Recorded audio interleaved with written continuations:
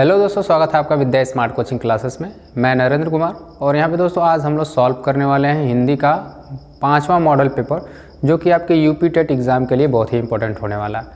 जैसा कि दोस्तों आपको पता ही, जस्ट अब इसी महीने आपका हो सके तो यूपी टेट का नोटिफिकेशन आ जाएगा। तो इससे पहले आप अगर अच्छे से तैयारी करते हैं तो आने वाले जो कि यूपी टेट एग्ज़ाम में अच्छा स्कोर करके आप अपना यूपी टेट क्वालिफाई कर जाएंगे। तो चलिए दोस्तों, ज़्यादा देर न करते हुए आपको बता दें, अगर इसके पहले वाली वीडियोज़ अगर आप नहीं देखें तो डिस्क्रिप्शन बॉक्स में लिंक है। इस वीडियो को देखने के बाद उसको जा करके आप देख लीजिएगा। और आपको बता दें दोस्तों, यहाँ पे ईवीएस का भी क्लास चल रहा है, तो उसको भी आप जा करके देख सकते हैं। जल्द ही आपका सीडीपी और मैथ का भी क्लासेस शुरू होने वाले हैं।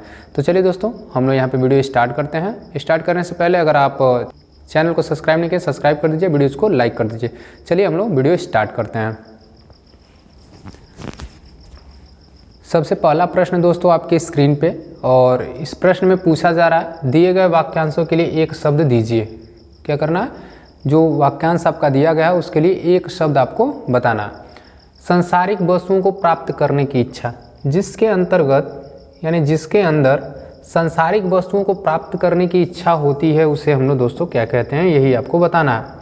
तो चारों विकल्पों को हम लोग यहाँ पे देखेंगे, 4 विकल्प हमारे क्या कह रहे हैं, उसके बाद आपको आंसर मिल जाएगा कि इसका आंसर क्या होने वाला है। ठीक है, तो चलिए सबसे पहले जानेंगे ऊहापोह क्या होता है। ऊहापोह दोस्तों विचारों का ऐसा समूह होता है, विचारों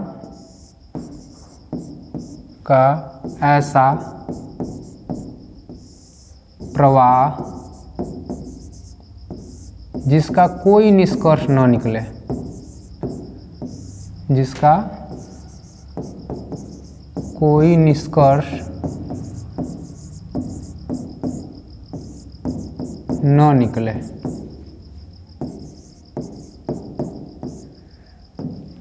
तो दोस्तों आपके भी मन में कोई ऐसा विचार होगा जिसका कोई निष्कर्ष नहीं निकलता है, तो उसे ऊहापोह कहते हैं। क्या कहते हैं? ऊहापोह। अब एकीकृत क्या होता है दोस्तों?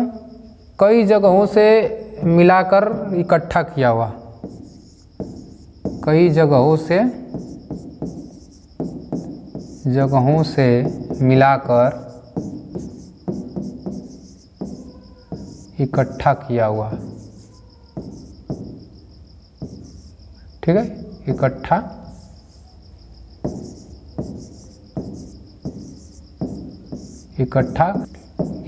किया हुआ। ठीक है, एकीकृत का दोस्तों क्या होता है, कई जगहों से मिलाकर इकट्ठा किया हुआ, उससे हम लोग क्या कहते हैं, एकीकृत करना। ठीक है, और एषड़ा होता है दोस्तों सांसारिक वस्तुओं को प्राप्त करने की इच्छा, जिसके अंतर्गत सांसारिक वस्तुओं को प्राप्त करने की इच्छा होती है, उसके लिए एक शब्द जो हम लोग इस्तेमाल करते हैं वो है एषड़ा। और उषा होता है दोस्तों जो कि शाम का समय जो होता है या सूर्यास्त के समय दिखने वाली लालिमा, सूर्यास्त के समय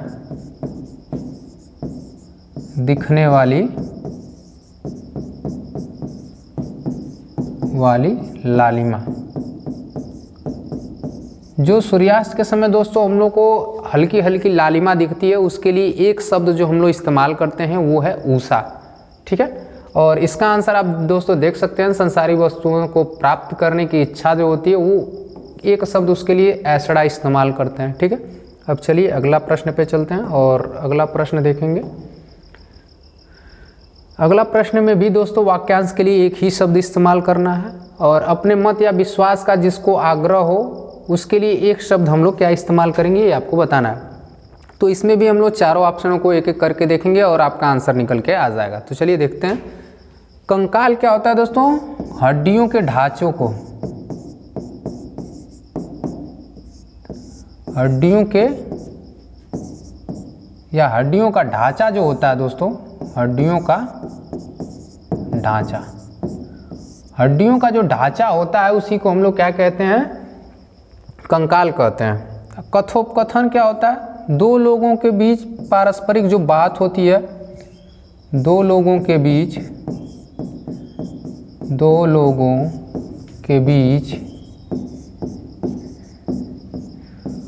होने वाली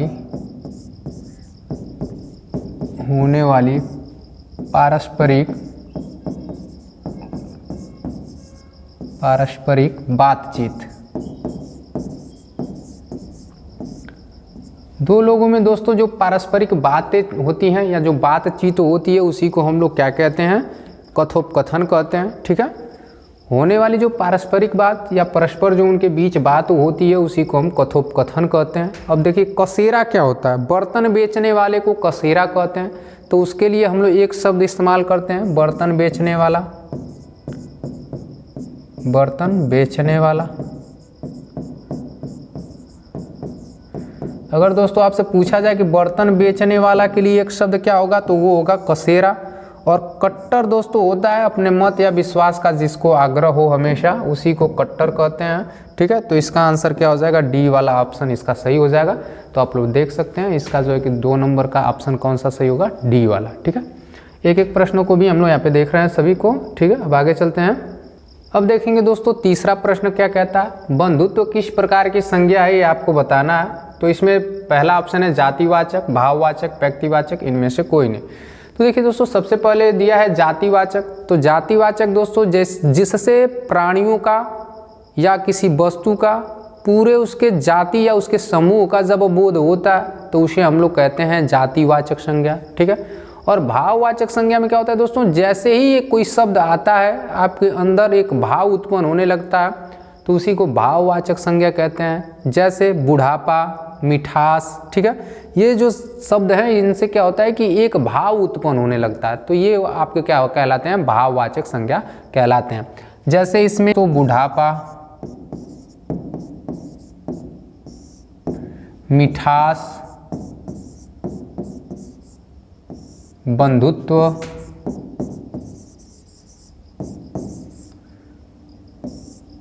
ठीक है, इस तरह के जो शब्द मिलते हैं। जैसे इसमें और भी शब्द होते हैं, जैसे गरीबी होता है,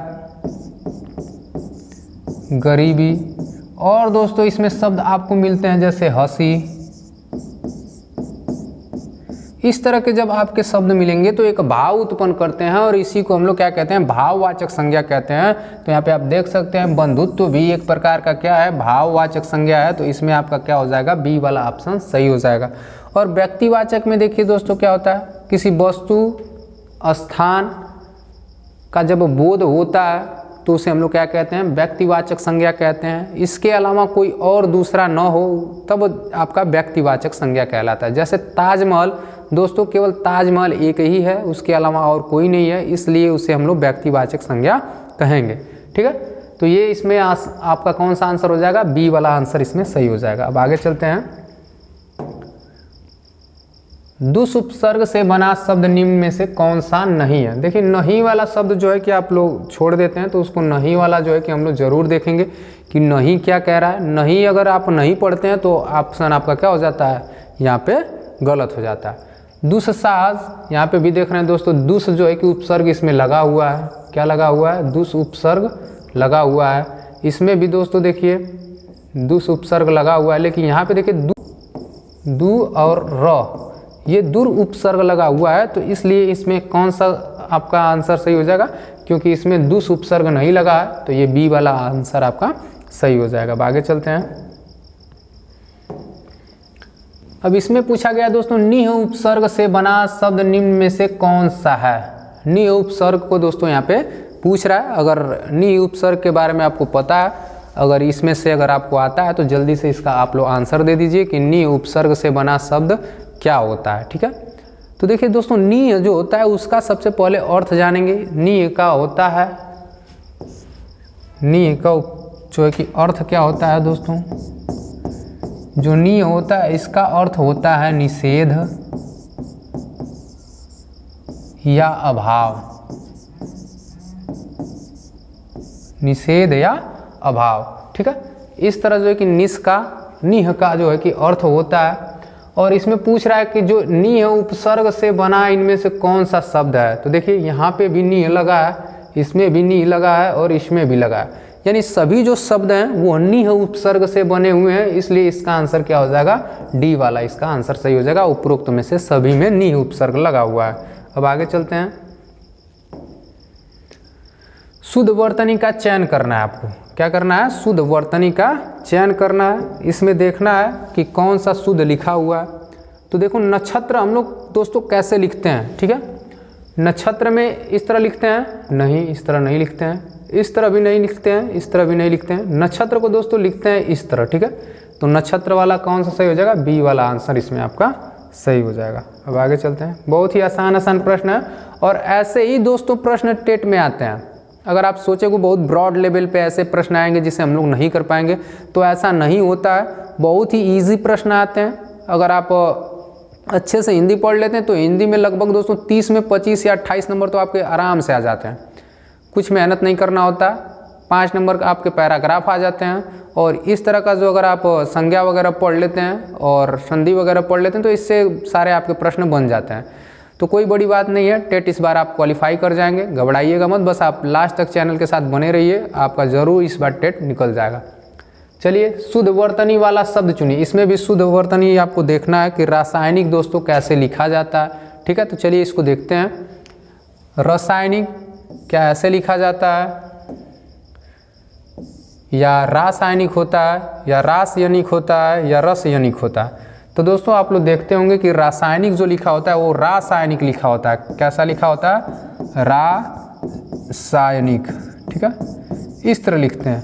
तो इस तरह लिखा हुआ शब्द सही होगा, यानी बी वाला आंसर आपका यहाँ पे सही हो जाएगा, ठीक है। देख लीजिए इसको, रासायनिक को अगर कहीं पूछा जाए आपके एग्जाम में तो इसी तरह हम लोग लिखते हैं। अब आगे चलते हैं 8 नंबर में। अद्वितीय में कौन सा समास है। देखिए अद्वितीय, जिसके समान कोई दूसरा ना हो, अर्थात निराला। यानी दोस्तों यहाँ पे क्या हो रहा है, किसी दूसरे की प्रधानता हो रही है, ठीक है। तो ऐसा जो होता है समास वो होता है बहुब्रीहि समास, जिसमें हम लोग क्या करते हैं, उपमा दे देते हैं दूसरे की, यानी शब्द रहता है कोई और उसकी प्रधानता कोई और जगह से देते हैं, ठीक है। तो उसे हम लोग कहते हैं बहुब्रीहि समास। तो ये जो है कि अद्वितीय यानी जिसके समान कोई दूसरा न हो, जिसके समान कोई दूसरा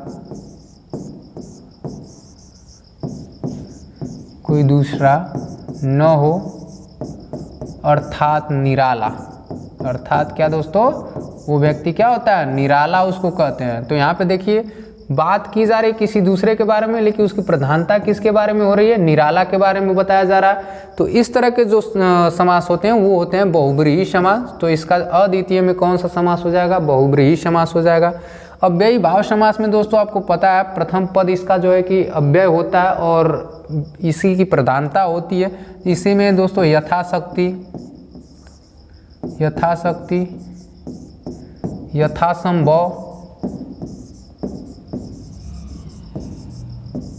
फिर दिनों दिन, रातों रात, इस तरह का जो प्रश्न आपको मिलेंगे तो वो किसके हो जाएंगे, अव्ययी भाव समास के हो जाएंगे। द्विगु समास में दोस्तों आपको पता है प्रथम पद जो होता है वो संख्यावाचक होता है, जैसे त्रिलोक, त्रिभुज और इस तरह के दोस्तों बहुत सारे इसके उदाहरण हो जाएंगे। और द्वंद्व समास में दोस्तों क्या होता है, द्वंद्व समास में दोस्तों क्या होता है कि एक दूसरे के विपरीत होते हैं और इनके बीच में योजक चिन्ह का लगभग प्रयोग करते हैं हम लोग, जैसे माता पिता। और इनमें दोनों पदों की प्रधानता होती है। क्या होती है, दोनों पद जो होते हैं, अंतिम पद और प्रथम पद, दोनों की जो है कि इसमें प्रधानता होती है, वहाँ होता है आपका द्वंद्व समास। तो इसमें जो दोस्तों आपका आंसर हो जाएगा वो बहुब्रीहि समास होगा, क्योंकि दूसरे के बारे में बात की जा रही है। तो ये क्या हो जाएगा, इसका आंसर ए वाला सही हो जाएगा। आगे चलते हैं। यथासंभव में कौन सा समास है। देखिए अभी हमने बात किया यथासंभव, यथाशक्ति, ठीक है। तो इस तरह के जो होंगे वो अव्यय शब्द होते हैं। पहला जो शब्द होगा वो अव्यय है, ठीक है। और ये क्या हो जाएंगे आपके अव्ययी भाव समास हो जाएगा। और इसके बारे में सभी के बारे में हम लोग बता ही चुके हैं। अब आगे चलते हैं और अगला जो है कि आज का लास्ट प्रश्न देखते हैं। और अगर अभी तक अगर आप वीडियो देख रहे हैं तो वीडियो को ज़रूर लाइक कर दीजिएगा और अपने दोस्तों में भी दोस्तों शेयर करिएगा। और चलिए आज का दोस्तों हम लोग लास्ट प्रश्न देखते हैं। दिए गए विकल्पों में से 2 दिन का मेहमान मुहावरे का अर्थ बताइए। क्या करना है, 2 दिन का मेहमान। हम लोग बहुत जगह पे शब्दों का इस्तेमाल करते हैं, 2 दिन का मेहमान हुआ तू, या आप 2 दिन का मेहमान हैं, ठीक है। इस तरह का जो है हम लोग शब्द इस्तेमाल करते हैं। तो इसका जो है कि अर्थ क्या होगा, ठीक है। जल्द मरने वाला, जिसका कहीं ठिकाना ना हो, चिंता के कारण रात में नींद ना आना, कहकर मुकर जाना, ठीक है दोस्तों। तो हम लोग क्या करते हैं, जैसे जिसका कहीं ठिकाना ना हो तो हम लोग क्या कहते हैं, धोबी का कुत्ता घर का ना घाट का। इसके लिए अगर हम लोग इस्तेमाल करें तो जो हम लोग मुहावरा इस्तेमाल करते हैं, धोबी का कुत्ता, धोबी का कुत्ता घर का ना घाट का, घर का न घाट का, ठीक है। यहाँ पे हम लोग इस्तेमाल करते हैं इसके लिए। और चिंता के कारण रात में नींद ना आना, यानी तारे गिनना, इसका जो हम लोग इस्तेमाल करते हैं तारे गिनना, ठीक है दोस्तों। और कहकर मुकर जाना, यानी थूक कर चाटना, इसका हम लोग प्रश्न करवा चुके हैं, थूक कर चाटना इसका होता है। और जल्द मरने वाला के लिए दोस्तों हम लोग इस्तेमाल करते हैं 2 दिन का मेहमान। क्या इस्तेमाल करते हैं, 2 दिन का मेहमान। जैसा कि दोस्तों अगर इसमें वाक्यों में प्रयोग करें तो कहेंगे कि सोहन की दादी 2 दिन की मेहमान है, क्योंकि उनकी उम्र 100 बरिस हो गई है और वो बीमार भी हैं, ठीक। तो इस तरह का जो हम लोग वाक्यों में प्रयोग कर सकते हैं। तो इसका जो है कि आंसर हो जाएगा दोस्तों, जल्द मरने वाला के लिए हम लोग इस्तेमाल करते हैं 2 दिन का मेहमान। तो ये जो है कि दोस्तों आज का लास्ट प्रश्न था। और लास्ट प्रश्न अगर आपको अच्छा लगा हो, या ये जो पूरी वीडियो अगर आपको अच्छी लगी हो, तो आप हमारे विद्या स्मार्ट कोचिंग चैनल को सब्सक्राइब कर सकते हैं। वीडियोज़ को लाइक भी कर दीजिएगा और अपने दोस्तों में शेयर भी करिए। और कमेंट करके ज़रूर बताएं दोस्तों ये वीडियो आपको कैसा लगा। अगर अच्छा लगा तो ज़रूर अपने दोस्तों में शेयर करिए। और इस तरह के जो है कि हम लोग वीडियो बनाते रहेंगे। तो चलिए दोस्तों, मिलते हैं अगले वीडियो में नए वीडियो के साथ। तब तक के लिए बाय बाय।